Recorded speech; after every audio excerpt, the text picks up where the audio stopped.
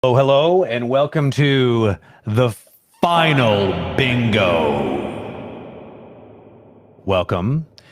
We haven't done one of these in a while. It's been, I almost forget how we do this, so we're going to kind of figure it out as we go. Luckily, we have the one and only animation bingo god in the background. We will summon her when it's time.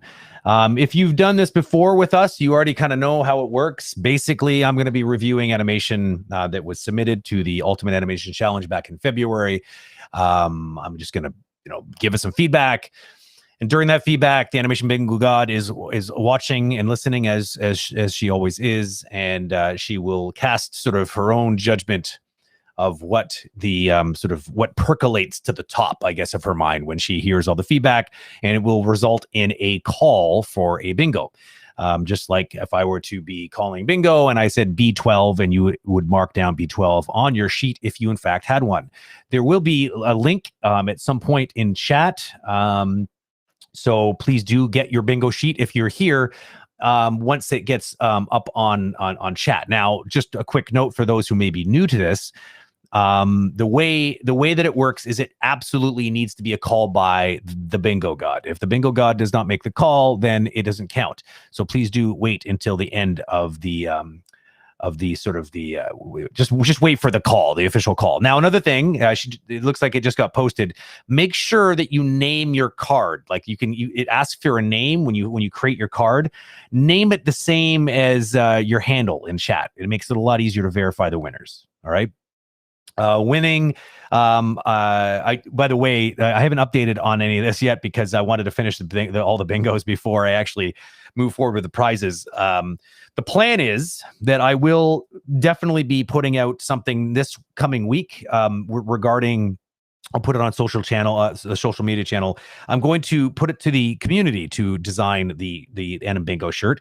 I'm hoping that one of the many people who did come to these regularly can somehow depict the Anim Bingo experience somehow graphically, and we will transfer that to a shirt. And the people who won shirts will get one of those. We did change the rules about halfway through because it was getting a little crazy because there was just a lot of bingos, and obviously shirts don't grow on trees. So I wanted to make sure that we were being a bit more reasonable with just how many shirts we were sending out to everybody. So we changed it up. If you get one bingo in a night, you get a sticker. If you get two bingos in a night, then you get a shirt. That's pretty much how we're kind of running it. Now, if you have won more than two bingos because you've been going to every single one of these bingos, then we'll have a conversation. I'm sure we can figure something out. So I don't know. It depends on what we see on the scoreboard. We're literally, coming up with this as we go. So we will definitely figure it out, and I'll make sure that all the winners get taken care of in some way. Absolutely. So there's no worries there. So if you have won in the past, no one's reached out to you yet. It's because we haven't reached out to anybody yet. It's because we're not. This is the last one. We are waiting to do the last one. So hang tight. We'll be moving forward with this very, very soon, and we'll be able to wrap up officially. It's kind of almost sad. I feel like I've waited.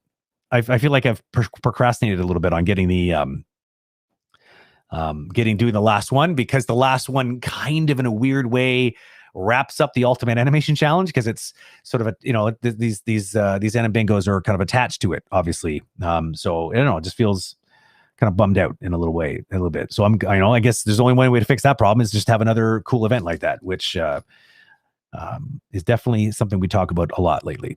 Okay, so without further ado, I just have to, let me hold on a second. I got to get my screen set up over here. One sec.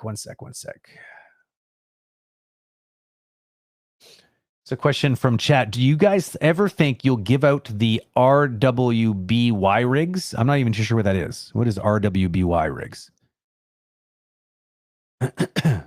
Someone want to help me out with the acronym? I'm living under a rock, apparently, and I have no idea what that means.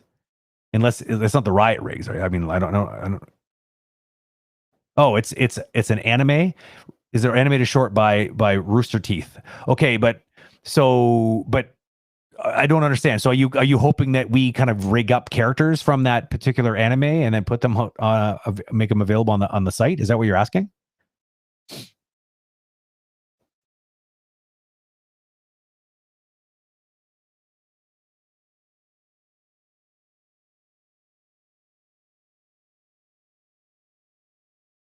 I'm waiting for David. Are you there, David? Is that what you guys usually have random rigs out? Yeah, well, but so I don't know. I mean, like, there's so many things that we could possibly be making rigs about. So maybe. I mean, what I'd like to do is get is put together a suggestion list for rigs. I think that'd be pretty cool, so that the community could be like, oh, it'd be really cool. Yeah. Hey, you have to keep in mind though that it's always a little bit tricky with branded rigs. Some companies are fine with it, other companies not so much. Usually it boils itself down to it's fan art, so nobody's going to come after anybody illegally. It's not like we're selling the rigs or anything like that. We're putting them out there for free for people to learn how to animate, so it's usually okay. But yeah, that's actually a really good idea. I'm gonna write that one down, this idea of having some official place to put requests in for rigs, because that could be fun. Somebody could come up with a really great reference for a rig. Let me see here. So writing on paper hard. We live in a digital world now. Pen and paper doesn't seem to work. Suggestion box. I'm not even writing anything down right now. I'm just pretending like I care. Just kidding. I'm actually writing it down. Suggestion box for rig ideas. So if we do put a suggestion box up, then I would suggest you put that little idea in said suggestion box. Hello, Joshua. Welcome to the stream. Are you going to play some Anim Bingo tonight, my friend? Are you going to play? Are you going to win? Are you playing to win? Are you playing for keeps? Where's Petar? Is he here? Where's the arch nemesis Petar? Is he lurking somewhere in the shadows, ready to pounce? Maybe. We'll see. Time will tell. Okay, so we do have about 7 or 8 of these to go through tonight. So I'm going to start going right about now. Actually, it looks like way more than 7 or 8. 1, 2, 3. There's like 15 in here. 7 or 8. What am I missing something? Oh, only the last 8. Sorry. Clearly, this is definitely knowing the Animation Bingo God, because she's usually very thorough and very organized. She probably told me this about 5 times. I just probably didn't read the messages that I should have. Starting with SavDB. Okay, good. Got it. The one that's actually already queued up and everything. Good. Let me share my monitor here. Share screen. Share Chrome tab with audio, and This guy right here. So boom, that's what we want. And we'll do one of these guys like, oh, thank you, whoever did that. Okay, good. I think we're ready to go. Let's just do it.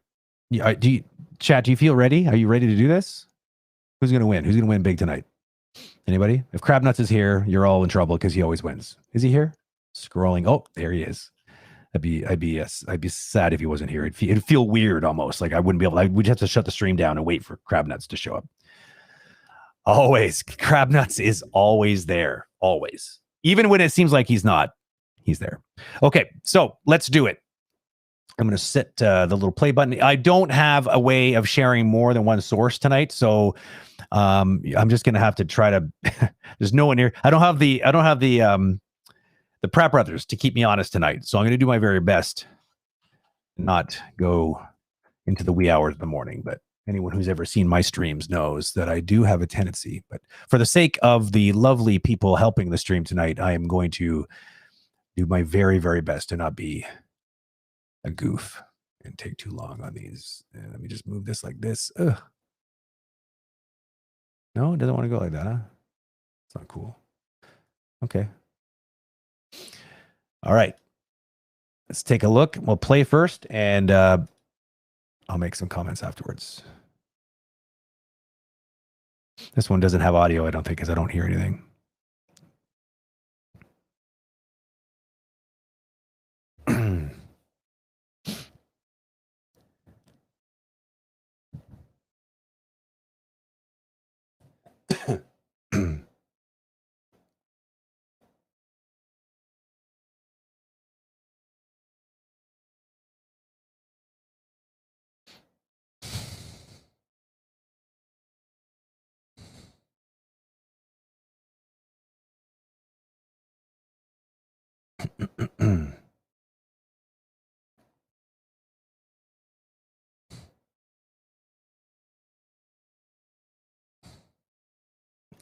Okay, like there's lots of cool things going on here. Let me I think one of the most important things I would say is on a level of staging. This I could be forgiven to miss this entire bit here. This is arguably one of the most important parts of your whole sequence because, especially because we don't even see him grow. You're trying to use this scene to like make it feel like he grows. But what's weird is the head looks up and then we pan back. So I just I don't know. There's the idea of him drinking a potion and growing. I had to literally watch it 3 times to get it. Part of the reason is because the potion drinking is just like a pink shape in his hand, and it's not from a vantage point that gives us a really good silhouette to understand that there's someone pouring a beverage into a mouth. So, I mean, I think that you could have done probably maybe cut to maybe a more of a medium shot, something a bit more like, like at least this or something, and maybe from a little bit more over on this side over here, so you could add a better silhouette, seeing a bit more from the side, so you could really see, the bottle, and maybe you could fake some fluid going into the mouth or something. But the way it is right now, it's easily lost. And then this is a very abstract way to show the concept of someone growing. I think for a couple of reasons, I think it might have maybe worked a bit better if you were already looking over the shoulder of the orc, and then you just watched like like from this point of view here, but as the shoulder started to go upwards because the orc is growing, so does the camera. That could be maybe a little bit more interesting, potentially. And you could have used maybe a slightly longer lens so that you could have compressed things a little bit. He's kind of, I mean, I know that making him really teeny weeny really helps sell the idea, but from a shot like this, it's like I don't have an idea of size comparison anyways, because I don't even have like I have a hard time understanding how this little horn thing here, how big is that compared to the rest of the orc's body. It's like there's nothing in the shot. Like if it was an ear or something, maybe it'd be a little bit easier. But so like staging is an issue, I think, across the board here, and this is one of the hardest things. I mean, animators often struggle with this because they don't spend any time learning it, or they spend too little time learning it, and then they try to go and put a short film together, and then they realize, oh my god, I don't know how to do this stuff. So I sound like a broken record a little bit, but I think it'd be a really good idea to spend some time if you are really interested in doing short films or like sequences like this. And just, besides, you're going to be better equipped for the job, especially if you work in cinematics or television or film. If you better understand visual language, and you're going to so learning how to storyboard and knowing how to sort of tell a story visually through a sequence of shots is going to be a very big advantage for you. And this advice is for everybody. I think that it's sort of like, I know it sounds like I say this all the time, like so many different things you should learn as an animator, but it's true. Animators have to be kind of jacks of many trades. I really like this. There's something really genius about this. Just the way that the weight there and the overlap of the legs, like those legs really feel heavy the way they overshoot and they compress and then they come back down. Sadly, when they collide with the ground, then the feet feel very like floaty. Like they don't feel like they don't overlap and shoot forward, like shoot downwards, and they don't come back and settle at like the speed that I would expect. So there's actually weird. It's like signs of genius right here, followed by maybe just sloppiness and just maybe not having enough time. This is my least favorite part of the animation. This is just really, really, really, really being cheap here. This is typical, like an animator's like, oh my God, that's gonna be too hard, so I'm just gonna go ahead and cheat. But you can't, like, use a camera cut or something like that if you want to cheat. But if you go from pose like this and you just pretend that you can somehow manage to magically get from this pose to this pose, you're dreaming. There's no way you're gonna be able to do that, and people not call you on it, which is what I'm doing right now. Even though you had like obviously very little time to get all this done, all the more reason to cut. Don't put in plain sight for everybody to see that you're kind of totally cheating and not getting away with it. Then we get to this shot here where he's walking, and then I'm going to state the obvious here, where the hammer's just literally traveling right through the character. Again, one of those things where it's I think you could have just staged this better. Maybe had the arm out a little bit more and just sort of try to figure a way of getting this done without it just sort of lazily traveling through the arm, So those are my main thoughts. I'm what I'm going to do tonight to keep it kind of somewhat on track is I'm not going to dive super, super deep. I'm just going to tell you the things that I think are awesome and the things that I think are the standout things that you would need to work on are the only things I'm really going to harp on tonight. So I'm going to make my first summon. Hopefully everyone's prepared for this. Check your volume levels, because this might be a little overwhelming. So this is our new Animation God summoning sound. You ready for it? Here it goes.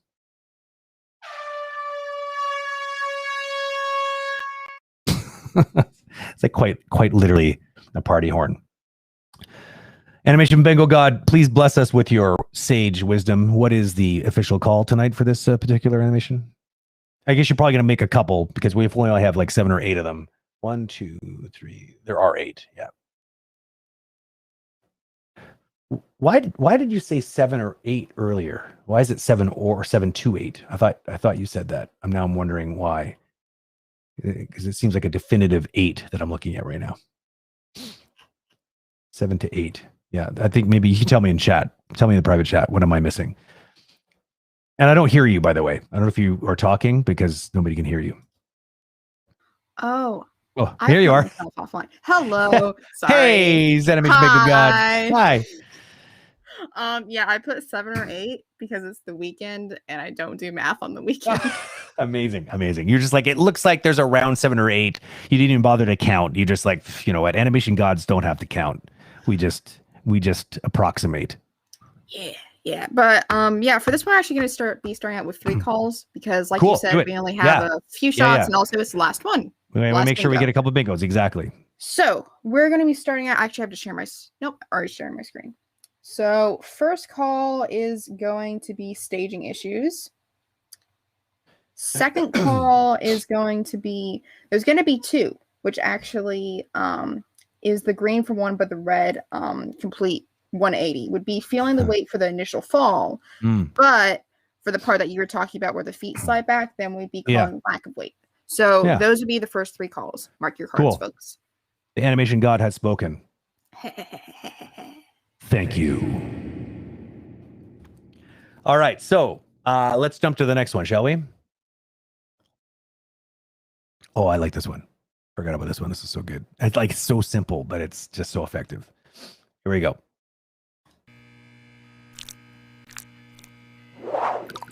Quick audio check. Do you hear this, chat?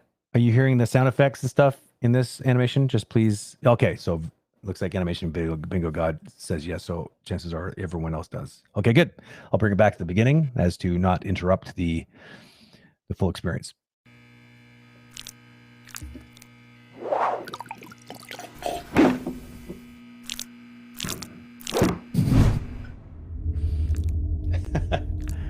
I just can't get enough of it. I think the thing I like the most about it is just this constant noise, this wobble that's always there. It reminds me of like National Film Board style animation, you know, from the Canadian National Film Board. There's always this like it almost feels 2D, like as if like the drawings always have a natural variance to them, and they just sort of it's so alive all the time. That's just so I just love it so much. I love this planet. It doesn't even look like a planet. It looks like some sort of like weird pulsating cell. So, I mean, obviously I love this because I can't stop talking about how much I love it. So it's very, very good, very entertaining. This is, I think, a really good example of someone, whoa, knocking over things in my office here. I think I would say that the thing I like the most about this, hands down, is that it is a perfect example of someone who understands how to scope. You know, it's 24 hours, right?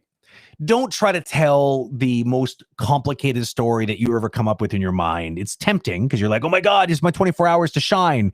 Yeah, but you're not going to shine if you try to like literally try to tackle too much. This person, Simon, it's a solo. Hold on, let me just get the whole name here. Simon Buckley. Buckley, Boucly. Sorry if I'm butchering your name.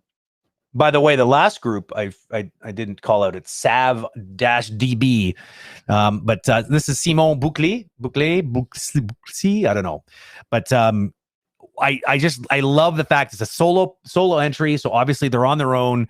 They can't rely on anybody else to be able to do any animation. So they're like, okay, so like, how can I tell something interesting, but without killing myself? And so they're like, well, maybe I can do a disembodied couple of eyes and a mouth. And how can I turn that into an interesting character that can entertain people for the, I don't know how many frames is this? 369 frames. I don't know. It's just smart because I mean, it just does all the things. There's a potion, right? And then there's going to be some space. There's the giant scaling that's happening. And obviously we get even better sense of scale here because he was so big that he's like the size of like this planet in the background. So it checks all the boxes. Super, super simple. And I literally have nothing bad to say about it. I honestly don't know what I would say. Let me take a closer look to see if there's something that I could suggest. I think maybe something about the way that the bottle lands kind of bugs me. I don't know why it would why would it bounce like this and then travel horizontally and then back and forth? Like that part doesn't make any sense physically. That's probably the only thing that bugs me, you know. And if he slammed it so hard, maybe animating the table could have been a nice little feature, just even if it moves like just centimeters or millimeters, like just something would have been kind of cool. I think that would be even like, I mean, it happens here. Obviously, it gets knocked because of the scale, which is a really smart idea. I really like that a lot. But yeah, I don't know. I'm just being a picky jerk, but I feel like that is something that could be better. I don't know if you guys catch this though, but it's really cool because I love how it shoots up like this. I like the fact that it's moving around in arcs, almost as if there are invisible arms picking it up. And it doesn't move in straight lines. It's moving the way someone would move their arm around, which I think is really clever. And then there's like this moment right here after trying to pour it down their throat.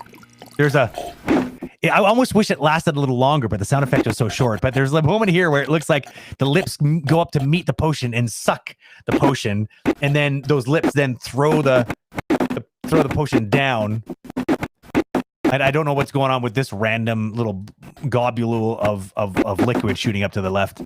So like just a bunch of weird things of the way that bottle is interacting with everything at the end. It kind of bugs me. But other than that, I have nothing but praise for this whole thing. I think it's just pure entertainment and pure entertainment and fun to watch. Lots of feeling of I even feel like these eyes and the lips are heavy because as it scales, you feel the scale creates this sort of like this additional burden on its weight, like almost as if whatever's holding it up is more burden based on the size increasing. It's little things like this are just so nice.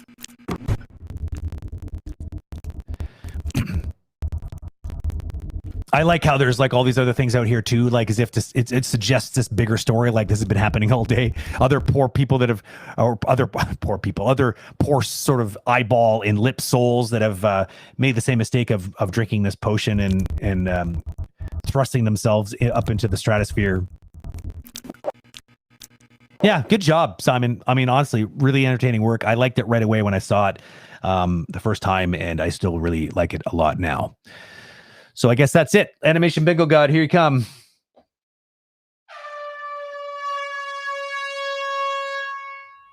So obnoxious. I love it. Exactly. I got my screen up. For this one, I'm going to stick with calling 3 and call appeal. Absolutely. The force is strong and some really nice exaggeration. So yeah, we're coming out of the gate hot with 6 calls already. If anybody gets a bingo, huge. Let people know in chat, and Tabitha will get that sorted. The horse I'm betting on is obviously Crab Nuts because they have a crab nutty horseshoe up their butt, and they seem to win all of the Anim Bingos. All the Anim Bingos belong to Crab Nuts. Is all I have to say about that. Okay, on to the next one. Let's do it. Thank you, Animation Bingo God. As always, I'm going to build a shrine of you and pray to you and burn incense every night. Just, so I can continue to be blessed by the Animation Bingo Gods. Okay, here we go.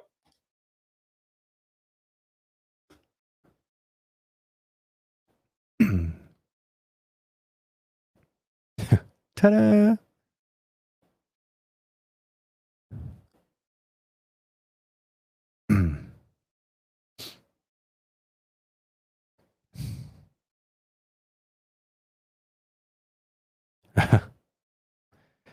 Okay, I'll watch it one more time.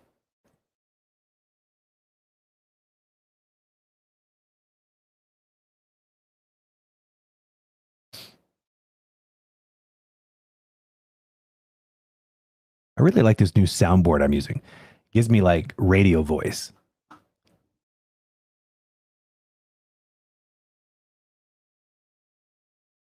Okay, pretty fun. Lots of good stuff going on here. I mean, it's checking all the boxes from what I can tell here. Except, actually, that's not. Well, I mean, so I guess kind of. We don't know. We don't see the potion stuff until the end, which is sort of giving us this indication of like he's tripping here, and you don't realize why he's tripping until he comes out of this little drunken sort of stupor and lands back into the real world, which is his messy apartment with many empty bottles on the ground, which is, I guess, suggestive that he's been hitting the bottle a little bit too hard, hitting the little potion bottle a little too hard. So I guess technically it checks all the boxes, although I don't know. I guess the giant part is just this character's scale relative to the planets, I guess. So I guess, that's something. I like the concept a lot. It's pretty cool. Like, I like how the audience is sort of like, I don't get it. And then it's not till the end that you can get it. I think that's always a nice way of telling a story.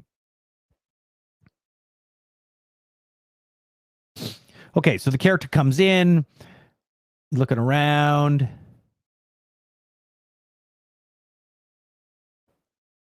So take a look at this. This is a common animation problem I see all the time. This concept of overlap. All right. The way I always describe overlap is I talk about overlap in the sense that you need to look at the mass that's moving, right? Which is the whole character. You can see the amount of movement here. If I just step through this, I want you to take a good look right before he hits the planet. This is how much that character is moving. Do you see that? moving quite a bit, like about a quarter of the planet's sort of the quarter of the planet's diameter, I'd say. So if you're moving this much and the whole body's moving this much, why then the next frame after the collision is the head only moving this much?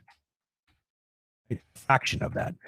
An easy way to think of overlap is that the parts of the body that are not directly tied to or influenced by the source of the change, in this case, the body strikes the planet, but the head doesn't, because the head's attached to the body. So the head just keeps going, or tries to keep going, until maybe the body can resist that movement on the head.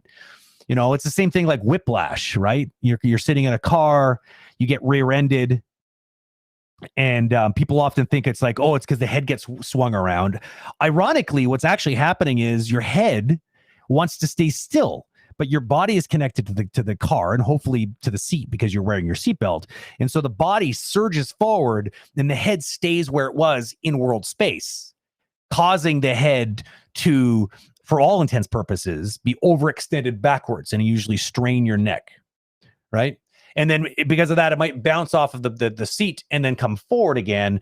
But this is all based on the simple fact in bouncing off the seat, not because it's hitting the seat, because the seat is hitting the head, right? Because it's the car that's moving. Because the car was not moving and neither were you. Suddenly a car going 100 miles per hour, unfortunately, let's maybe bring it down a little bit to make it a little less tragic, maybe 50 miles per hour, which is still pretty fast and still can be very fatal, hits the car. The car now travels at 50 miles per hour, but you are not. Your body is, it has no choice because the seat pushes it forward. The head, because it's just attached to our body, stays there and then kind of gets bent back because it wants to stay in the same place as the body surges forward and bad things happen. All this to say, in this very strange roundabout way, is that it's all about things moving, or like the things that are moving want to continue moving, right? Another example, same example, person in a car is, rather than a car hitting us, now let's pretend we're the ones traveling 50. We're the ones that hit the other guy, right? We're traveling 50 miles per hour, and then we strike an object that's not moving. We want to go from 50 miles an hour to 0 miles per hour instantly. It doesn't happen instantly, but it's a quick, very, very quick deceleration because you're striking another object that's not moving, that has a lot of mass.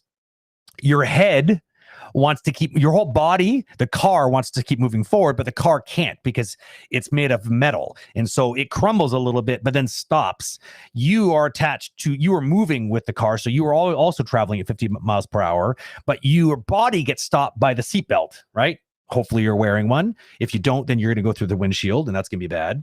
Your body stops, but you don't wear a head belt. If you did, then maybe it would be a little easier for your head injuries, your neck injuries. But of course, you wouldn't be able to look around and check your blind spots, which is why we don't do that. So we are our head, being a pretty heavy mass, is moving at 50 miles per hour. It wants to keep going at 50 miles per hour, but our body stops. What happens? Well, obviously our head lurches forward and bangs the microphone. Sorry about that.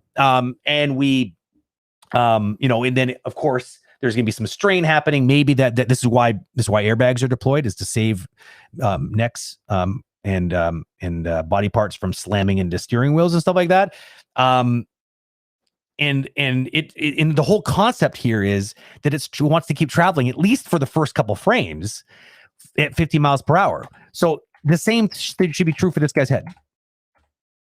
This guy's head should literally, in this next frame, already be smack dab and completely flat against that planet. For sure. It's like, just look at the measure from here. A different color here. One sec. Right? Measure from here to here. Can I, 1 second. Oh, right. The camera's panning, so it's not going to but you get my idea. You can see how much is moving, right? Let me turn off the ghost. I don't need that anymore. Don't worry about the screen space. We care about how far away the planet is right now, and now the planet's not. So measure the distance between the character's body and pelvis, a belt line to surface of planet. That's how much is moving in one frame. So that's how much the head should move in one frame, on the frame afterwards, on that collision. So I take the time to dive deep on this because I see so many people don't understand this basic concept of overlapping action. Overlapping action, of course, it extends beyond this, but basically at the end of the day, it really comes down to this. It comes down to the fact that we have body parts and accessories and ponytails and other things that are attached to us that move around because we're moving, but they don't move around directly with us because they're not welded to us. They kind of swing around. They drag behind, and then they shoot forward when we stop. So, overlapping actions all based on this sort of concept that all these little individual bits have their own mass and therefore their own inertia and therefore want to continue moving in the direction they were moving in one frame ago. Right. So what else can we talk about here? Already coming up past 5 minutes. So let's see here. Another thing you want to kind of be careful of here is don't let the character sticks here, and then suddenly shoots off like as if it like is he jumping off? I don't know. Like it kind of, I almost feel like considering how he splatted down on this, it might have been a bit more interesting for the character to like kind of splat and then bounce, and get propelled over. But it feels weird. Like I guess he's bending his knees a little bit as if he's going to take off. I guess it's okay. So take off here, and then there's a weird timing thing here. Oops, sorry. Like there's an inconsistency to the spacing as he travels from one planet to the next. It kind of feels a little bit weird. Like the arc feels weird too. Like he feels like he's moving a lot right here, and then suddenly moves a lot slower here. This one you got right though, because you can see like there's a collision, and it just feels like right away it's plop. That one works really well. And this is interesting because it feels like you're letting the planet compress and then come pop back up. And then he gets projected off. But I would have expected the projection to be off based on the movement of the planet. The planet looks like it's kind of shooting straight up like this. So I'd have expected the character to kind of do more of an arc like this rather than kind of coming off like this. Okay? Seems weird because the character's getting its momentum because of this planet compressing and then shooting back up. That should be where that momentum is coming from. That's what looks like you're trying to indicate. Here we see another problem with the trajectory. See this? See what was happening there? I don't know if you guys caught it, but the trajectory kind of looked like it was doing this and then kind of going down like this, and then suddenly it does this. It's almost like he's like, he's not going to hit the planet. Let me just nudge him over a little bit. Obviously, that doesn't work. We have to kind of continue that trajectory. We can't play with it. Once it's established based on the vector, based on the thrust, the original sort of momentum that it gets to get moving, then it's like the history has already been written. The future is it's locked in unless you have a way of manipulating your momentum in your trajectory in some way, like i.e. you have maneuverable thrusters or something like that in space that allows you to change your direction. And I mean, this begs the question, of course, why the character is falling in space anyways, but like we're going to move past that particular problem and just deal with the fact that it looks like you're saying that's something that happens, but at least let's make sure we keep these characters moving in ways that we experience them moving on Earth. And then there's weird, he compresses right here. He's compressing before he even strikes the planet, which is a bit of a problem in my opinion. It feels like it feels weird. Like it feels like it looks like he compresses here. Oops. Feels like he's compressing and then stretching, and then I don't know. It just seems weird. I think it would have been a bit more interesting maybe when striking that disc, that maybe the planet takes a little bit of that hit too. Let the thing spin, but have some sort of effect on the actual planet as well. It would make it feel a lot more physical. Landing here has similar issues as you saw earlier. You can see how much he's traveling here in one frame. Look at how he slows down before he strikes the ground. This common problem again. Do not let your landings slow down before the collision. If anything, if you're falling, you're going to speed up every frame until you actually strike the ground, or you might hit some sort of terminal velocity if you're allowed to fall for long enough. Anyways, I've talked about this one long enough. I have a bunch of other things I could say, but I think I give lots of feedback, so hopefully that's useful. By the way, this was a trio, and it was done by the Belgian team. So congratulations, Belgium team. Lots of fun stuff here, but also lots of things, lots of room to improve. Here we go.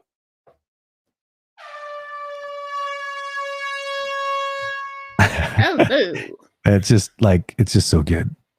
I love how just borderline obnoxious it is. Oh, I've decided. I think it crosses the obnoxious. Chat, obnoxious or borderline obnoxious? The air horn. What do you think? Decide. It goes for just a little bit too long. Perfect.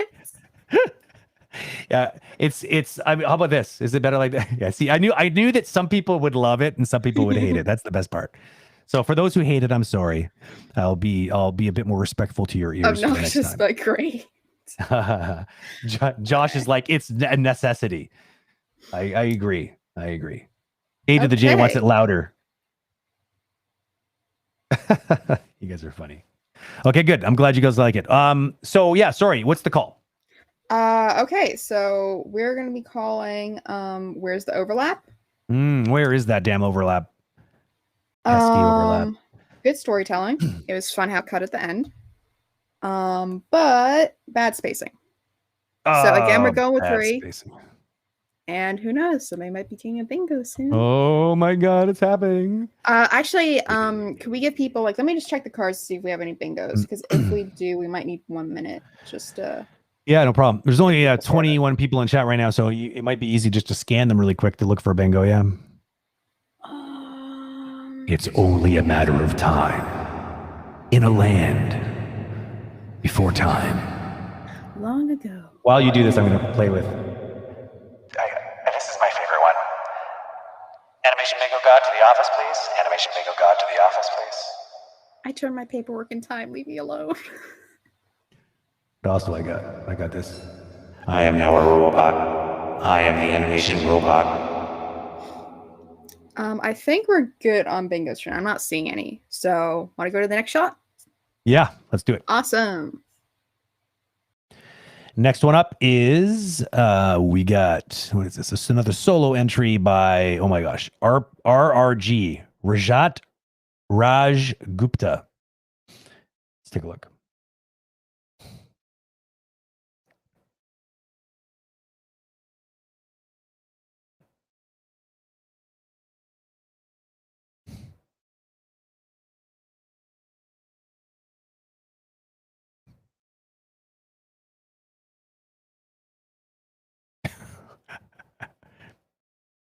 This one, this one hurts my brain. I think I need to watch this one more time just to soak it in and understand the subliminal messages I'm being transmitted.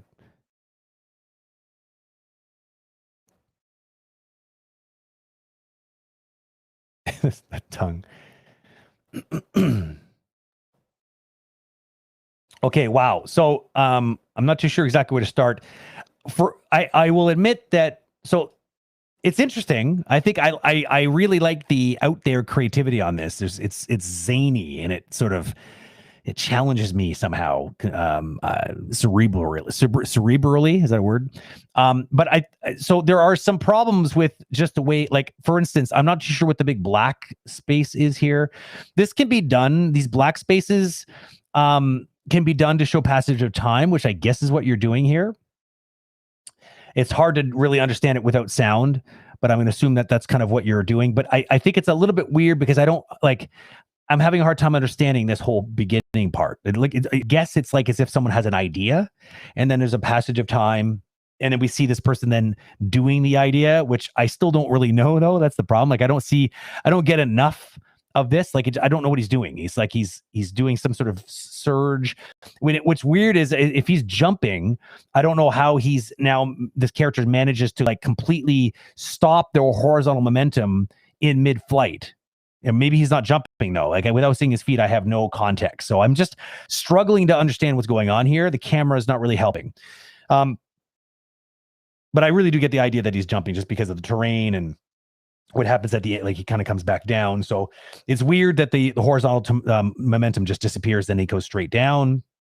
He lands, and then there's these frames that are completely static here, which is obviously not what you want. Then there's another black frame, black sequence here, which I guess is another passage of time. So, I mean, I'm asking myself, like, what are you trying to tell me here? You know what I mean? Like, what is it that you're trying to communicate to me exactly? Because right now I don't know if I'm catching the drift. So, you know, without you being in the room to kind of explain it to me, then I might be always trying to figure this out for the rest of my life. Now, another thing is be careful with cameras. Like, there's very erratic camera work here. It's enough to make people a little bit motion sick. And the character is moving in very, very quick, sort of jerky motions. Like, it really just reads like a bunch of pops. Like, the spacing is kind of all over the place. What you're trying to do here is not easy. And I think I get the feeling that you're trying to do some sort of time dilation here. And if you are, you can't, it's hard to kind of go and be moving this quickly horizontally like this. And I like how you're stretching the character. I like this a lot to try to help bridge the gap between these two poses. But then I just feel like the arc isn't very good. It almost feels like he turns on like a 90-degree turn here. I almost feel like he should have shot out of the shot and then came back into the shot to help maybe sell the fact that he had, you know, that he needed to travel along a proper sort of arcing trajectory to get back in. Something feels a little weird. Then he does some sort of time dilation thing here. But then it doesn't feel like time dilation because now suddenly the arm pops in almost like just 1 or 2 frames. And then something odd happens here. Like, I don't know what, like, as if he's like, it's hard again. Like, what's he reacting to? He seems kind of scared suddenly. I don't know if is he reacting to the potion dropping on his head, or is he reacting to something that's off camera? I don't know. Like, I guess yes. It was just the fact he was reacting to that. But I mean, I think you could have probably sold that in a better way, communicated this idea of like, oh no, what's happening to my head? Oh no. And then the head gets bigger. Like, this idea of just him turning like as if he's reacting to somebody off camera here. And then it also feels even more so like that because he reacts and then the head gets big, which seems almost random. And then you see a bunch of these other random other big dudes coming into the shot. It's like there's just a lot of random here, almost like too much random. So as far as visually, like the visual storytelling and like the staging that needs to be there in order to kind of to make me understand it, it's a little too much off the rails. There's not enough in there as far as a common thread for me to really get where it's all going. But I really like the creativity here. There's something about it. Like I feel like you had probably a clear idea in your head as to what it should all be. And like, you know, like just, it's almost more like it's less of a story and more of just this very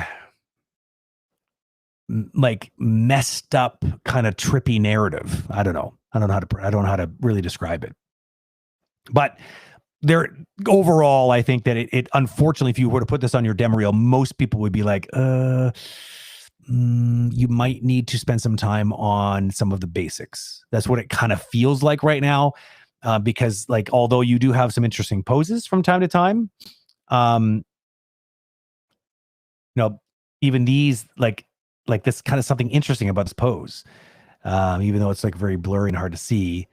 You got a kind of a cool dynamic pose here, this sort of superhero pose. Like there's some cool stuff going on here. There's something very broken about his hips here. It feels, it almost feels like his legs are reversed. Like this looks like his left leg and this looks like his right leg. That's what it looks like. And maybe that's what it is. Maybe that's his leg crossing over. I don't know. Something feels weird about that pose in a big way with the legs, but anyways, I wish I had more to say about it, but to be honest, as you can tell, I'm a little confused by it. I don't know really where to start. So don't take offense to that if you are seeing this at some point. I think the key takeaway here is animation's hard, and it's even harder to sort of put together a series of shots in a way that can tell a story that people can understand and emotionally react to. This does not just sort of happen by accident. It takes a lot of careful thought and often quite a bit of training and practice to be able to do that well. So if you are, in fact, somewhat new to animation, I would recommend that you do try to learn a lot of the basics. Like when it comes to I think you got some pretty big potential pose-wise. but you're going to want to learn about, basic body mechanics and things like this, because I think some of the things you were doing as the character was traveling around there with the jetpack, it felt like there's definitely some key things that are maybe lacking in your repertoire. And so I would say, make sure you have that stuff sorted out. And then, maybe it would be a little easier to tell a story like this. Okay, Animation Bingo God, I'm ready. I'm ready for your grand entry. Here we go. Prepare yourselves. There, I spared you a little bit. I made it not as long. Okay. So for this one, I think we can call unclear narrative, but some cool dynamic poses, but also more arcs. More arcs. Give me arcs. Yeah. Arcs are good. They're kind of important. The reason why the reason why arcs are so important is because we're made up of a very complex series of pivot points, right? Skeletons, our limbs operate on like these pivots called joints. And so naturally our limbs tend to move in arcs because of that. Just by virtue of having a whole bunch of pivot points, and a lot of our articulation is rotational based. So naturally that's what you're going to see. But there's another reason arcs are there, is because of it's all because of momentum and inertia. Things can't just stop moving in one direction and start moving in another direction instantaneously in like a zigzag. It takes time. It takes time to redirect that energy in a different direction. And that change over time usually is in the form of arcs in three-dimensional space. So that's why. Really, that's essentially what it's all about. Arcs just sort of appear over and over and over again due to the physics involved in movement. It is usually just for whatever reason translates into arcs. We see figure eights all the time. It's a figure eight is a thing that shows up like all the time, especially in cycles, and that's just really just an arc, right? They're interconnected arcs. The cool thing about a figure eight is it is a continuous arc, as if to always constantly be trying to redirect energy from in the vertical and the horizontal axes. It's a very beautiful thing, and it's something that you see repeat itself quite often in nature, especially when it comes to movement, repetitive cyclical movement. Okay, good. Let's get back to it. Next one up. Almost done. There's only 4 more left. This one is also a solo, and it is by Anim. Let's take a look.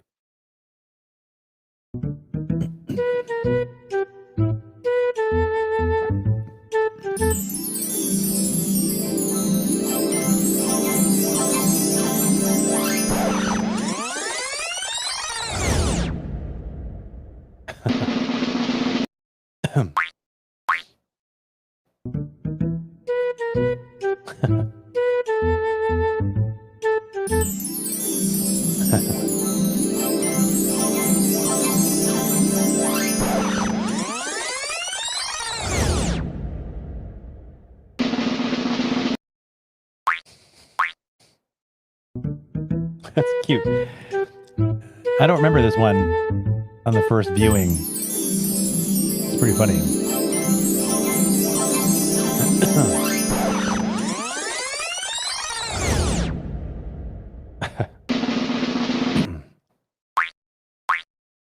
I don't understand. The one thing I don't understand is I don't understand the body language on Thor right here.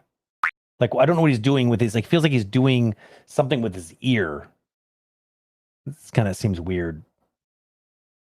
Like, I mean, it's not really weird. It's just, I just don't get it. Like, I feel like he's trying to do something there, but I don't understand it. But I like the overall concept quite a bit. It's very simple. Clearly, this little guy drops something in his beer. He takes a drink and he trips out right away. And he has some sort of weird, like, fever dream of this Symmetra, like, this Symmetra. I guess like a male Symmetra, because I don't think that's like a male Symmetra character. He's having some sort of romantic moment with this character, and then immediately comes back out, and I realize he's holding this little big planet character in his hand. He sort of shakes it off, and he's like, well, that was weird. I don't know what's going on with the background for this one frame. That's obviously some weird rendering issue. It looks like you might have keyed the background's visibility for one frame by accident. And then this little guy points at him, starts like, I guess this is my only real thing here is I don't understand the narrative here. Like I want to. I get the whole beginning part, but I don't get the punchline. But on a animation basis, I have some notes. Lots of great, basic poses here, but it's a little bit simplistic. And I mean, this is a good time to bring up the sort of the cliche caveat that I've been using every one of these streams. Is I would like to remind everybody that I know it might sound like I'm just picking on people that had only 24 hours to animate something. That is not my intention. I'm just talking about it as if it was just an animation. I don't get it took. I'm talking about the body of work so that we can turn it into some sort of way of learning. So, if you are, did the work and I'm making some comments that you're like, yeah, duh, obviously I just didn't have the time. Well, then great. Awesome. Perfect. But it's still useful for those who might not know that might be watching the stream. They'll just see it for what it is and I can call things out and suddenly there's an opportunity for me to talk about something that they may actually get a chance to learn from. So please don't forget that I haven't forgotten that these have only been, you didn't have a lot of time, and I get it. It does, but that being said, I thought it was interesting that the one that we saw earlier was the first one. No, the second one we looked at. Yeah, the second one we looked at, the one with the floating eyes and lips. This is something you need to all get good at. This idea of understanding what's possible in 24 hours. So why I really like that one and why I praise it so much is because like the Kidsternauts one. This one was done with like really mostly just poses and almost like an animatic. They were able to tell a story in an animated way, but without having to go like full-fledged, like polished animation, because that was what they wanted. They decided that their goal was to tell a fun story. It wasn't to blow everyone's minds with like polished animation. You could have done that. That could have been their goal. But they certainly wouldn't have went the route that they did. The idea is you can't have it all. You have to pick a battle and try to win it, as opposed to try to win all of the battles. So one thing I'm noticing here is that there's a lot of body parts moving, but like parts that becoming static that shouldn't be. Like a good example of that would look at how static this hand is right here on the hammer. Look, a decent amount of shoulder and arm movement back here, but this is otherwise a statue. And the reason why that's important is that the hand would move for sure. It would move a little bit. Those fingers would be moving subtly, just because it's just resting on the hammer. There's no tension in that arm, so there's no reason why the hand wouldn't pivot a little bit and move around a little bit based on all that movement going on in the background. You always have to remember this. Also, it feels like all the animation is from like this spine upwards. It feels like nothing's going on down here, like no weight shift on the butt cheeks or anything like that. So the character ends up feeling kind of like doesn't have a lot of weight, because it doesn't feel like there's a shifting around of all that mass that we would typically expect to see. I see there's a bit of shift here, but the camera is sort of robbing our ability to appreciate it right here because it's kind of zooming in at the same time. And if we skip forward a little bit here, I like this moment here a lot. Like he reaches out and then pulls in, and there's some nice drag right here on the character that he pulls in. I think it's pretty cool. I would say that, sorry, that's probably driving everyone crazy. Let me just mute it. It's funny when you're scrubbing an animation that has audio in it, it's like you don't even hear it. At least I don't. It's because it's just like I'm so used to doing that all the time that I forget that it might be driving everyone literally bananas. So sorry about that. So I guess what I'm saying here is if you take a look at these two poses here on Thor, everything's moving at the same time. Like there's no overlap at all going on here, which would make this a lot better. Body parts don't you don't do this, right? They don't move and stop at the same time. There tends to be, the head might lead and the arms might continue, or maybe the hands might come out and then the rest of the body might follow. There's always some overlap, always at least a little bit. It's never like we don't move like robots. So always think about it. Always think about what's leading the action here and what's trailing on the action here, and make sure that you add that in before you call it done.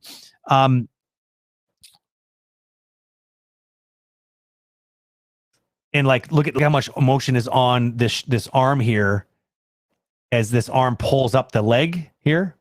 Looks like what's happening, but it kind of feels like it's the only thing moving here. This whole character is completely static and it's just the shoulder that's moving upwards like this. So it just feels kind of mechanical because of that. More evidence of hands completely static. See that? But yet, like the whole body is moving up and down in the background. This hand back here is also kind of awkwardly placed with the finger even pointing up, and it doesn't move. It's completely static as well. Then again, look at how much movement's here, and the hand again completely static. So, forgivable considering the time you had, but also would have been so easy to add a little bit of life to it to make me not have a chance to bitch and moan about it like a big baby, like I just did. Okay, Animation Bingo God, I'm looking at you, bud. I was a bit early on that entry. A little bit trigger happy. I can't believe you gotta wait for the summoning. I'll try better next time. Can't believe this. It's Sunday. That's true. You're allowed. You're allowed, Animation Bingo God. Even Bingo God takes days off. Are Animation Bingo Gods even supposed to be working on Sundays? Like, I don't understand what's happening. Now I'm all confused. I mean, I exist at all times, at all points in the universe, but even the like, what is a Sunday really, right? Exactly. Understands that breaks are important and taking care of yourself. Yeah. Anyway, animation even gods calls. need to take care of themselves. It's true. Yeah, make a call. Let's see. What do we got? All right. So what we got first, show more flow. Overall, just all the body mechanics, which also would go into problematic body mechanics. So those are the two. We're slowing a little bit down, not 3 calls this time. Okay, but also, no because we got some bingos last time, for the people who got bingos, keep your cards and just keep playing them. We only have a few shots left, and it's the last bingo. So you know what? If you get like another bingo, go nuts, folks. I didn't even notice the bingos. That's crazy. Here. Yeah, we got one from Jeff. Bingo. I didn't. I guess I was just so excited, and I just got distracted. And Crabnuts just got a bingo. Of course it did. Crabnuts. Seriously, dude. Like, honestly, can you buy me some lottery tickets? I'm just gonna send you money. You're gonna buy me lottery tickets for the rest of your life. That's what's gonna happen. Good. Crabnuts have like good 5. Grief. It is uncanny. A to the J. I mean, I don't even know what to say at this point. It's just he's a phenomena.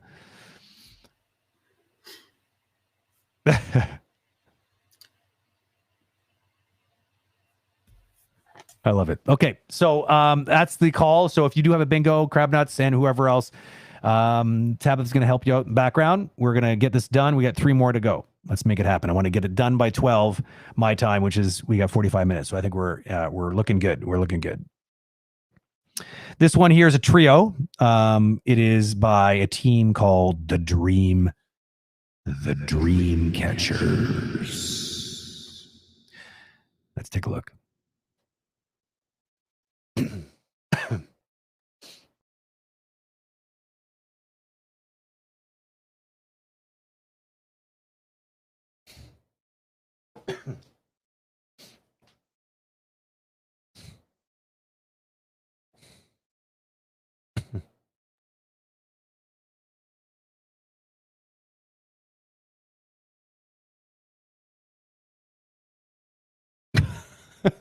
something quite comical with a big black ending at the end.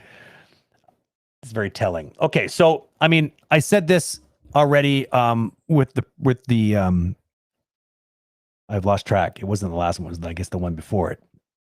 This one has similar problems. There, it's almost too fragmented. Okay, like so we have a moment here. I don't even know what I'm looking at here, to be completely honest. I don't understand what I'm seeing here. I see a planet sort of swing by, but I don't understand this. Is it a spaceship of some sort? Like I don't see enough of what it is. Like I just don't know what it is. I really don't. And this doesn't help. I get here and I'm like, I don't even see anything that was shaped or colored the same way. So I'm just kind of, I'm kind of at this point, I'm just scratching my head and I'm not even necessarily even paying attention to what's happening here. I'm still trying to figure out what happened before, but okay. Luckily this is pretty straightforward. It looks like someone waking up. So something, very charming about this simplistic perspective here. I don't know. I think that that's really cool. It's fun. I wish it was all done like that, but it sort of doesn't all fall into that same. I mean, I guess it does a little bit. So there's some very simplistic, very charming drawing here. But okay, so it looks like a witch, I guess, wakes up.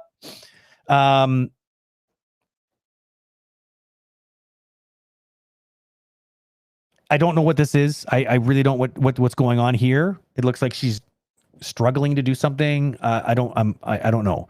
This doesn't speak to me. I don't know what's going on. We go here, and this which is typically a no, but it can be done. But it's there for literally like 1-2 frames, and then it disappears, which even me, and I'm very quick and very, very intelligent and super, super duper fast. I'm just kidding. I'm none of those things. I mean, I don't even know if the Animation Bingo God was able to absorb that. Oh, this one has audio? Oh, no. I'm sorry. This one has audio. I just read Animation Bingo God was trying to tell me. Okay, let's watch this one more time. I don't think it's going to make a difference on how I feel about it, but...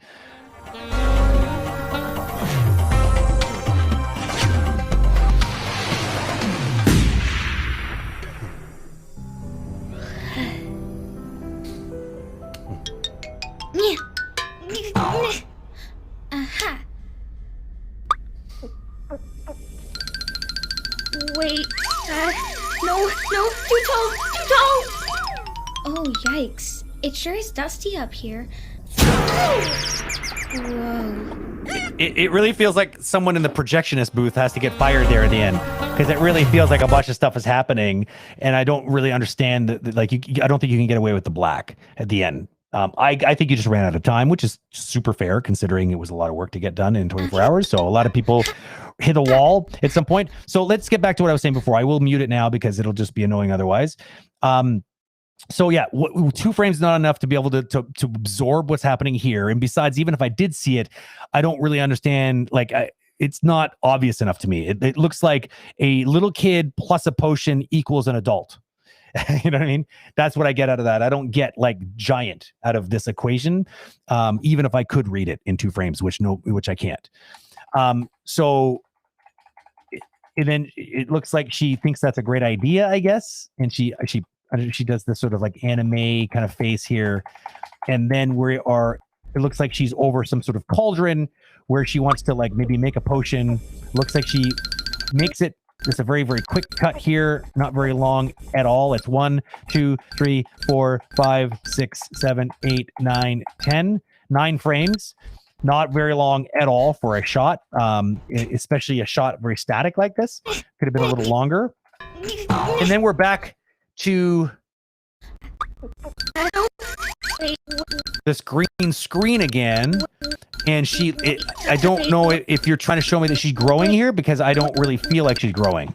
I feel like she's moving upwards, but I don't get the sense of giant growth. And then we cut to her in space, I think. And then she looks like she's got fried eggs for eyes suddenly. So as charming as I think the drawings are, I don't understand where the story is going. And I know that might seem like I'm kind of a bit giving you the raw deal here, but it's true. I don't really get it. I see that there's a lot of really fun potential here for sure, but I think visual storytelling is something you're going to have to probably spend a bit more time wrapping your head around. So these great creative ideas that you clearly do have will be portrayed in a way that people can enjoy them the way that you're enjoying them in your head, because I get the feeling that you have some really fun, cool ideas going on in there. But you need to make sure that you can speak a common language. Think of visual language as the sort of the common tongue of people with eyeballs, right? Is that there are sort of ways of telling a story visually that just about anybody can understand. That's why storyboards are so important in a production, because it allows someone to interpret what is a bunch of thoughts and maybe written word into something that's visual. As anybody knows, anybody who's ever enjoyed a really good book before and then watched a movie or television series that's been based on that book and is more often than not extremely disappointed in said translation, it can be interpreted in many different ways, right? The spoken word, the written word versus the visual image sort of translation from those things.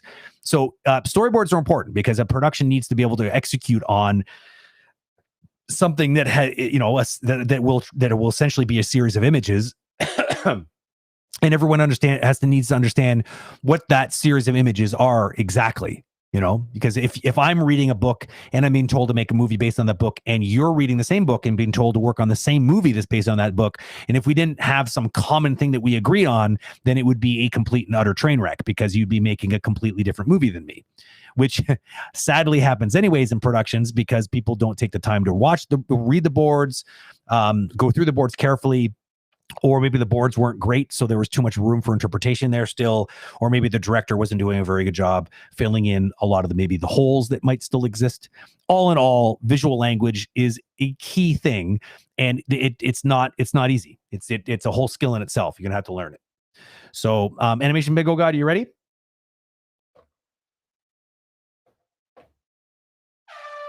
Sorry.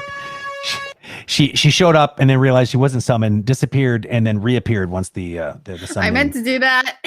That was awesome. It was just a dress rehearsal. Also, before we do the call, one person in chat, make sure that you're only marking off on your card what's being called, like what I'm calling when we do that. No cheating. No cheating, because even chat. if Brent says a word, if it's not done in the final call, then we aren't counting that towards like if somebody gets a bingo or not. I have no power. Only the animation god can make that call. For this one, we're kind of running out of calls. We don't really have one for unclear narrative, but I think it would be nice to call You've Got Style for the cute drawings. I think so. I really like, there's something very charming about it. I am not lying. I'm not just trying to sugarcoat a lot of the other very, very direct constructive criticism that I gave on this one. It really is, there is something about it that I kind of want that person to tell me that story in a way that I can understand it, in a way I can kind of absorb it and enjoy it, because I see this a lot. I see a lot with, and I felt the same way about that other one, one of the first ones, like with the rock and the flying over the clouds. There's something about it that I'm like, wow, there's something there that I want to know about it. And I feel like there's a barrier. There's like a language barrier. It's like someone's telling me a really exciting story in a language I don't understand. And I'm kind of frustrated because it sounds interesting, but I just can't get it. I think one person in the chat mentioned that the part where she's doing something is like she's trying to reach something off of the shelf, but we don't have the background. Okay. Yeah, like reach off of the shelf. She's trying to reach something. She can't get it. So she thinks to make a potion to make herself taller. Sure, but I mean, that might be the case, but it's anyone's guess, because I mean, where is the shelf? I don't see the shelf anywhere established. So it's like, I agree, maybe that's what it is, but I don't know, why do you go from this, like, oh, I can't reach something, to then suddenly having this idea about a potion? It's like, here she's not even thinking about a potion yet. It's only here that apparently she's thinking about a potion. You know what I mean? So I don't know. Yeah. Nice job, chat, but I'm not buying it. Not buying what you're selling. But that's all the point. All this kind of goes right back to my original point. It's like if there's too much room for interpretation, then people might not be getting what you're trying to say. Okay, let's go on to the next one. This one is a duo, and it's by Miss_team, I think. Let's take a look. Sup guys, what about being strong like this big boy? Stop being lame like this little guy. Start drinking Nexus 201 Energy Booster Size ++ Extra Drink Vitamin C ++ FK Switcher 2 for only $9.99. Peace and love. Sup guys, what about being strong like this big boy? Stop being lame like this little guy. Start drinking Nexus 201 Energy Booster Size ++ Extra Drink Vitamin C ++ FK Switcher 2 for only $9.99. Peace and love. This is a cute one. I like the idea a lot. The robot voice is almost. It tempts me to think that the direction of this could have been a little bit different. We've all seen those sort of robotic, automated YouTube channels that are trying to cash in on other people's videos and stuff, like a product review, and all it's doing is rehashing all of the it's just rehashing all of the stuff that that you've read somewhere else, and it's just going through all the notes, like the basic review stuff that it's available on all these other websites. And then they just fed it through some sort of robot voice, and they just have some stock images of the product. It kind of smells like it's like that kind of a video. And I almost would have been tempted to try to make it feel more like that, to hit it more on the nose. Because otherwise it's like that's what the audio is suggesting to me. Here, I feel like with all the dynamic poses and stuff like this, I would have expected, like, you know, I would have even maybe tried to get a scratch track audio of someone's actual voice trying to do it, you know, where it would have been more like Sham Wow or something like that. Some like really over animated person trying to sell me something, like, you know, like on a late night TV special or something. I like this cute idea here with, because normally I'd be like slapping you for too much text on screen, but I guess that's kind of a gag because she actually literally reads word for word all these words, which is kind of funny. Like it overstays its welcome just enough to make it kind of like Family Guy funny. So I don't know if that was your intention, but I mean, I feel like I get it. The animation is pretty decent. It does what it needs to do. Like let's take a closer look here at it. Let's mute it. It's a little bit pose to pose, you know, like, you know, here's you could see clearly everything's striking its up pose here, and everything's kind of, there's at least a little bit of overlap and sort of like kind of a settle on the arms here, like an overshoot and settle. And then again, look, moving again, like directly, there's a little bit of overlap there where the hip kind of stops and the rest of the body kind of continues. Typically, I don't like it when a hip just completely stops. Usually I want the hip to kind of settle in and maybe even kind of sway back the other way a little bit. When the hip kind of just is moving a bit and then just stops dead, it really always feels weird. 5 bingos so far. Wow. We're killing it. Do we have any double bingos tonight yet, or is only just, are these all single bingos? I'm having a conversation on a astral plane that nobody can see other than just me and Animation Bingo God. Singles, okay. Talk about speaking in another language that people don't understand, huh? I bet you wish you could speak Animation God. Yeah. Seeing that Animation Bingo God is a fictional character that we created, only we know how to speak Animation Bingo God. I mean, there's some nice zippy stuff here that I really like too. Like I really like this. Rare.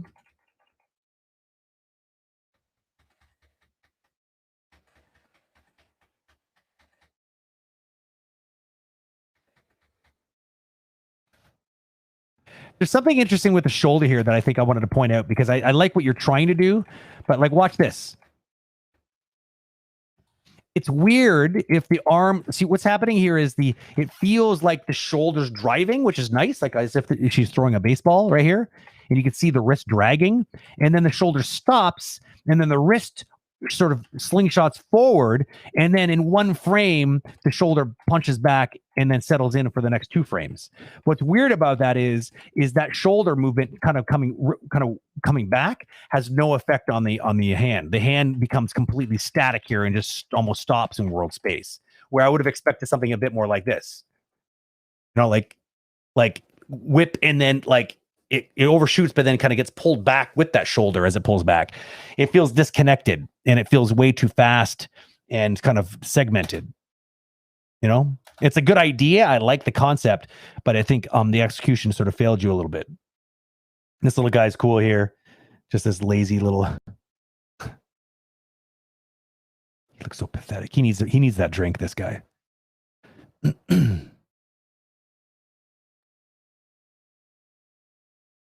I like how you kept this alive too. You're moving it enough that you know, I'm not moving it so much that I can't read it, but you're moving it enough to make it feel like, you know, with it, something so close to the camera, there would be some like, I mean, maybe I would have been a bit more careful not to move it as much as you're moving it, but I think it's definitely within tolerance. You know, I like how, like, you know, you transition from this pose to this pose, you kind of do it with a bit of an arc. You could have maybe dipped the hip a little bit more to try to create a bit more of this, but there's some evidence of that there. You can see, right? Especially at the end here, you can see it kind of kick up here, you know? So, I mean, there's some good stuff going on here. Watch out for IK hand here. And it's always weird when like this happens. See, like the hand becomes like kind of gets stuck in an orientation, but the elbow is moving quite a bit. That's always a weird thing for a hand to do. You know, that's not usually what you see. Like, it's difficult for me to do that. Like my brain doesn't know how to do that very well. Like try to like keep my hand oriented in one direction and move the elbow. Like it really takes some focus to do that, which means it's not natural. It's not, that's not how hands work. You know, the arm, like the hand tends to move with the forearm, you know, and if you really want the hand to stay somewhere, then the elbow shouldn't be doing this. This is a phenomena that happens because of IK.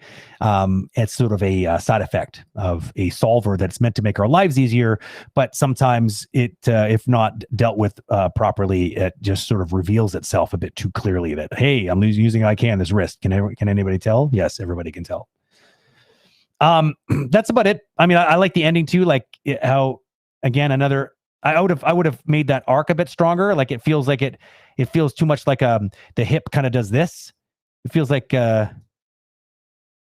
kind of going up a little bit and then down and then drifting this way, right?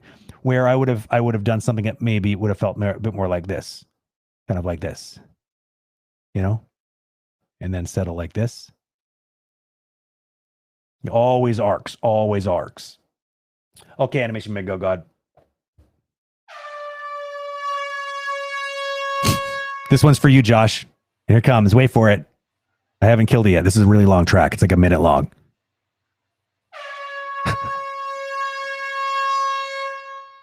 There's more, but I'll spare you. What do you got for us, Animation Bingo God? Of it looping over and over. It just keeps. It's just, but with slightly different variances on volume. You know, I think later on it's kind of like you could even go. Just pure obnoxious. That is art. Yeah, so for this, I've got to say, I'll have to disappoint and say that I don't think we really have anything super specific to call on this. All what you've said, we've already called before, so I don't want to like try and shoehorn. No problem. We already got some bingos, so let's jump into the next one. Here we go. I think Crabnut's got second bingo. Did he really? Of course he did. Yeah, Crabnut's double bingos do count. It like, I mean, we're gonna have to send Crabnuts like a car or something. I don't understand. Like, he's won so many bingos. A toy car, obviously. I can't afford to send you a real car. Oh my God, here we go. Okay, you guys handle that in the background. We're gonna get this last one done, and then we can hang out and just enjoy the magnificence that is the sheer magnitude of Crabnuts' luck. Okay, this last one here was crazy. This is actually the last one. We've gone through all of them by the end of this one, which is kind of a feat in itself. I believe there was one that we didn't see. I'm going to have Veronica reach out to that person. They had some copyrighted music, so we didn't want to put it out on YouTube and Twitch and Facebook in fear of the obvious wrath from each and every single one of those platforms, because of DRM. So please, if you are that person, pay attention to your LinkedIn /email /whatever, because Veronica's she's going to try to get a hold of you and see if you are interested in having your stuff reviewed anyways, because if that's the case, I will do it, but I will review it to you. I will do a review, but send it to you in private. I'll give you a small little, 10-minute review and just send it to only you. That way it doesn't go on the airwaves and we don't commit any crimes, because crimes, they don't pay. Stay in school. Okay, so undo O2. It's a duo. Let's take a look.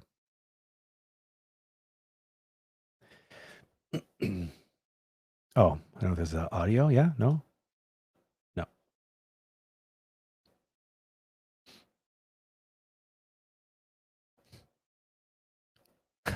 Animation Thunderdome. 2 animators enter, 1 animator leaves.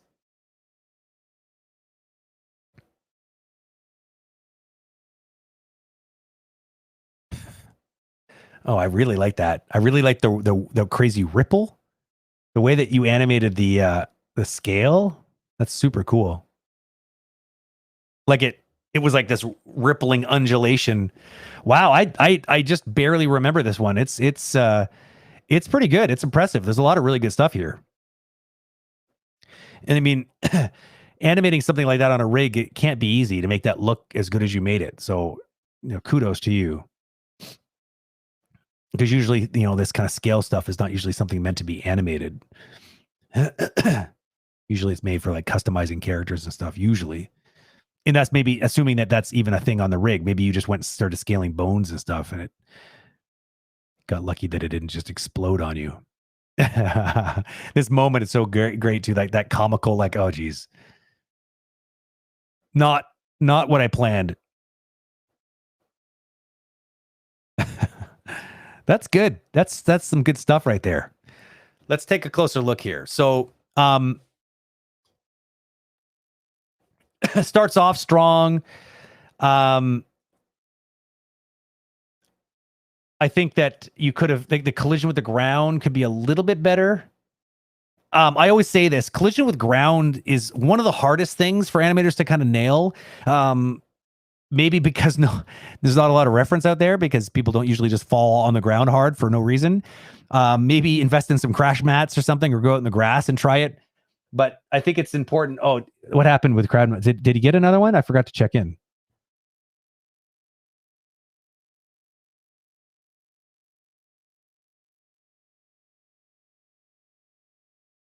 I don't understand what's happening in chat right now. I'm just going to go back to the, so the idea is when they're close to a triple. Of course they are. When they land, limbs tend to roll a little bit because you're landing not on bones typically, but on flesh and muscle. So that there usually isn't this sort of static relationship when the body strikes the ground, like you're seeing right here. You're seeing a little bit of a kind of a bounce, I guess, right on the right arm. Looks like the head and chest hit first, then the elbow, and then like there's a little bit of cascading overlap down that one arm there, which is pretty cool. And it kind of like, it feels like it slaps and then bounces a little, just up a little bit and then down again. But I think I would have expected maybe the hand coming up and back down again. Something just feels a little bit too rigid about it. I like the feeling of the shoulders here is really clever. See how the shoulders feel like they keep going even though the head sort of stops and then kind of relaxes back. It's as if, as if the mass of the body kind of wants to surge forward. I think that would have been better if the head was maybe on the ground, like maybe dragging more on the ground, giving a reason for the head to have more friction and the shoulders to be kind of, I don't know, that could have been interesting. And another thing, what would have been kind of interesting is if, rather than the whole body, it would have been interesting if the chest was slowing down faster than the hips, and the hips was causing the body to kind of arc up a little bit here and putting the butt up in the air a little bit, sort of like what you see this other character. See how this other character, but he lands in a pose like that. I think it would have been I'm like, this is kind of what I'm talking about here, is the idea that as he slides, you really feel like the hip and the chest have some overlap and the spine kind of compresses to kind of accommodate that a little bit. That could have been interesting. Also, notice how the hand is like in a static pose the entire time and just slides right towards the camera. I think it would have been a bit more interesting to have, more realistic things happening, considering how close it is to the camera. Some nice stuff here. I like the way he's like, we get a chance to sort of like a really great match cut here. Kind of this establishing shot of like, okay, he's in some sort of Thunderdome. He gets up and we do this nice, it's not really cut because actually after he looks, it cuts. And then we get him kind of this nice, great shot of him. This kind of kills two birds with one stone here. Really good setup. We're getting a look at him. We're getting a look at his expression and how he feels about his predicament. He's clearly surprised by it. He doesn't know where the hell he really is. And then we also, from this vantage point, also get a chance to enter character B, and then a nice reverse angle on this is pretty cool. Lots of really great stuff here. Really good, very, very good visual storytelling. These characters sort of jump here to try to get the thing. This guy kind of wins the contest. He's drinking it, and I really like this, the way that I feel like a surge of scale starting maybe from his like heart down, like it kind of goes and it just makes his arm ultra big, and so big that it's like, I like this one little twitching finger. I think is really cool. It's very suggestive. Like it's like, that's not going to work. And then the same thing happens with his other leg, and then it just sort of cascades everywhere, and the rest is sort of history. This feels very stiff. The way there's a lot of motion going on in the legs, but something feels a little lacking in the torso. It feels a bit too stiff. to make that work in my mind. I feel like there's something missing mechanically. And this last shot is it's a little piece of perfect. Just this very uncomfortable pose on this guy with just the eyeball moving around. I think it would have been a bit more interesting to pose this character's eye like here, or maybe even like down here, or like maybe over here, like in a hot third, right? You know, like we talked a lot about thirds and composition with like Sir Wade and JD, but like you want to try to use those whenever possible.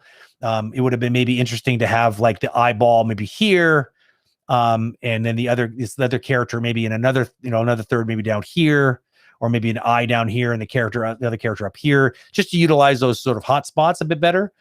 Because right now is a lot of information being packed up here, and it's way close to the top of the frame, and perspective wise, I'm having a hard time fully appreciating it.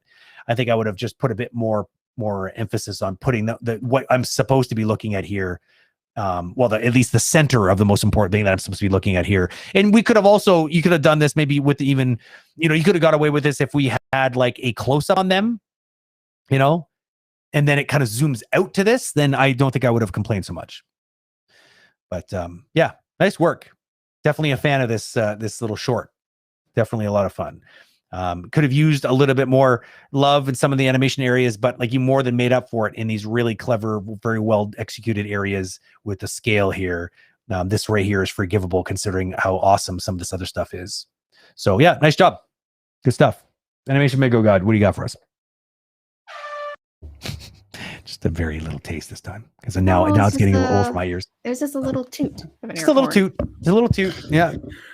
Okay, so for the final calls of Final Bingo, clear staging.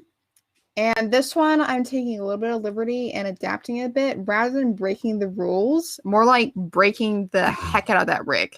Oh, yeah. It's a gutsy move for a 24-hour contest. It is gutsy, yeah. Work.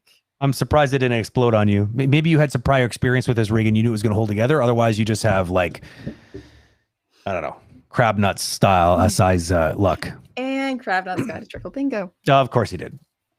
Let's prove it. Prove it, crab nuts. Let's see the numbers. Yeah, for sure. I got to do that right now. It's for sure absolutely what's going to have to happen. This one's for you, crab nuts. 3 times, one per bingo. You ready? Here comes another one.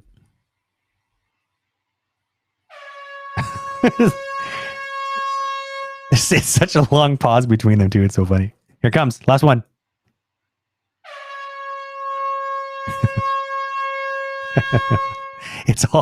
It's like it feels like it's fading away in the distance, this horn. Good job, crab nuts. I don't know what it is that you have done to deserve such cosmic luck, but I don't know. You must have done something really, really, really good in another life, or maybe in this life. Congratulations. So breaking the rules, was that the last one? Yeah, that's gonna be the last one. Okay. I think I'm just gonna keep this up on screen, folks. Like on the left-hand side is the call list. Good time to do one last check over your bingo cards to see if you missed anything or if you have any bingos. Lucas Anim, you got a double bingo? Is that what you just said?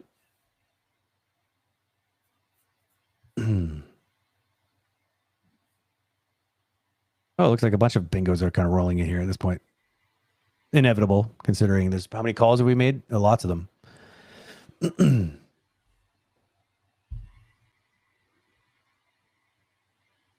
No, there's you just have to pay, David. You just have to paste the number. There's like a number down on the bottom right, I think.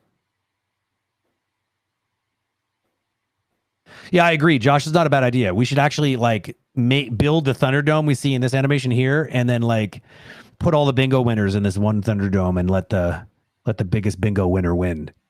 Although I wouldn't get in the ring with crab nuts at this point because it's fate is clearly on his side. Okay, well, I mean, I'll let things wrap up as you you guys sort out the last little details on your bingo. Hopefully you guys found this fun. I found it fun, this bingo idea. I do want to do it again. maybe for for another event or something. But I think it's a cool idea.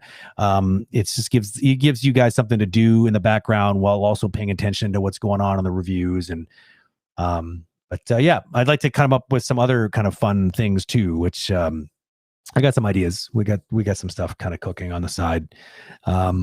Try some different entertaining things that can be going on while we are looking at the stuff. So stay tuned for some of those crazy ideas that I will eventually experiment with on stream with you guys. You guys are my team of guinea pigs, the regulars to the Animation Bingo experience. And yeah, we got some cool stuff this week too. We got I don't know if you guys have noticed, but we've been doing we did the first Q&A last week. I don't know if we have another one this week. I think we do. But David and I have been going through questions that have been coming up in other streams, especially conversation with streams, and just going over them. And also, if there's people that have questions during stream, we can answer those as well.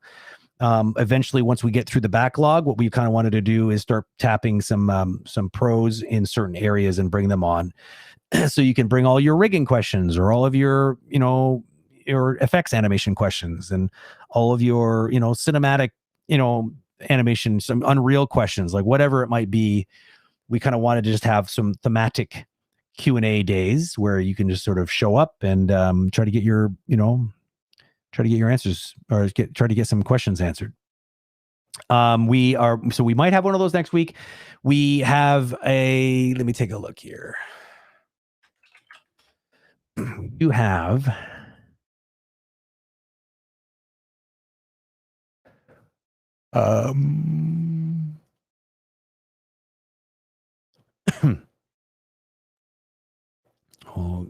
okay, we have 25th. So that's actually Tuesday. So we do have a conversation with Daniel Floyd.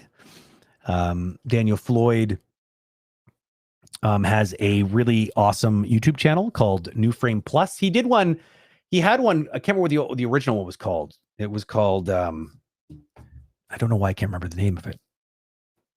Or is this the old one or the new one? Anyways, he's got a really great animation channel. He talks about animation in video games, very high level of production value on these videos. I don't know if anybody's seen those. If you have, then you know who I'm talking about, but really great. So I'm super interested in talking to this guy because anybody who puts that kind of energy into their videos has to be sort of magical in some way, some sort of unicorn powers, because it's one thing to have the time to do the content, the amount of content that some of these guys are doing on YouTube, but it's a whole other thing to be able to put that kind of level of like TV, like documentary style quality to the motion graphics and stuff like that as well. So definitely worth a watch if you haven't seen his channel. And yeah, he'll be on next week on Tuesday. So David and I'll have a little chat with him, see what makes him tick. And then we have, it is actually we don't have a Q&A. It's the following week. Well, Wednesday, June the 2nd, there's another Q&A session in the same week.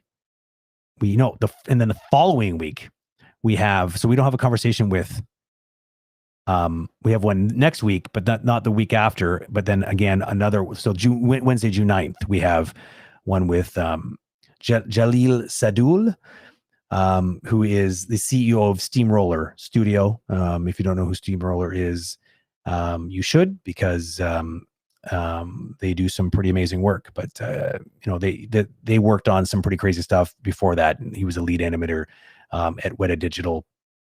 Worked on Avatar, small movie you might not have heard of, and worked on Rise of the Planet of the Apes. He also worked at DreamWorks for a while as a lead. So lots to glean from this very talented, very experienced individual as well. And then we got like a whole roster. So don't forget to go check out the live page if you are June. June, I think, is the month after this month. I think. Don't quote me on that. But yeah, if you are curious about that live stream or the live stream schedule, just look no further than the live page at the Agora.Community/live, and you can see it all there. You can now download, you can opt in to actually, which is pretty cool. You can add individual events to your Let me show you really quick. If I could do this 1 sec. Change my stream here. Stop and then put it back. Chrome tab, and I want to put this one on right here. There. So you should see right now there. So you'll see, let me hold on. I got to bring this on another monitor here so I can move my mouse around. There we go. So you can click this little plus sign here on these live streams, and it'll ask you, oh, where do you want to put it? You could add it to Apple, Outlook, or Google Calendars, which is pretty cool. But you can also subscribe to the iCalendar or the Google Calendar right here, which means it'll be actually in your Google Calendar list of calendars that you can now see all the time. So it'll be like if you use Google Calendar on a regular basis, like I do, for all the things, you could very easily see what's going on any given day on any given week. It's very handy if you want to always stay tuned. As a matter of fact, the Google Calendar is more up to date than this is because we first book it by Google Calendar and then we eventually get around to putting it on this list. So you will know before a lot of other people do when events get booked. So not a bad idea. Okay, so did everything get settled as far as the bingos are concerned? Looks like it. I don't see any action going on in chat anymore. So am I safe to close things off for the night? And actually, technically, closing things off for the Ultimate Bingo Challenge of February 2021, because this was pretty much the last thing that's directly related to it. Although I think all of the content that was recorded during that, no, I think there's a couple things. We had audio problems with some of the last conversations we had at the end of that stream. Like I had a conversation with Gilles Plouffe at one point. I don't know if that went up or whether the audio was any good. But I know for sure that my conversation with Chris Pern, very talented guy that I went to college with many, many moons ago, that audio was all screwed up. So we have to try to figure out how to fix that before we put it up. But I think most of the content's out there, and I think we're kind of done. We're going to put a bow on it and move on to the next one. So without further ado, please do enjoy. I don't know if you are in us in Canada. We get a long weekend this weekend, which this doesn't mean much to me because I'll have to get a bunch of work done tomorrow anyways. But if you are Canadian, then congratulations. It's Victoria Day, and we get a long weekend. If I don't think you have that it's not a holiday in the States this weekend, is it? Animation Bingo God, you would know. Somebody in chat would probably know. Tomorrow's just a regular Monday. Just a regular Monday. Ugh. Go Canada.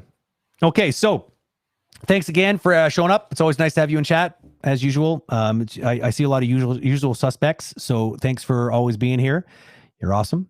And I hope to see you on the next stream, which would be, as I said, Tuesday. So come out to that and come out to all the other ones. Talk to you guys soon. Cheers. And congratulations again to all the bingo winners.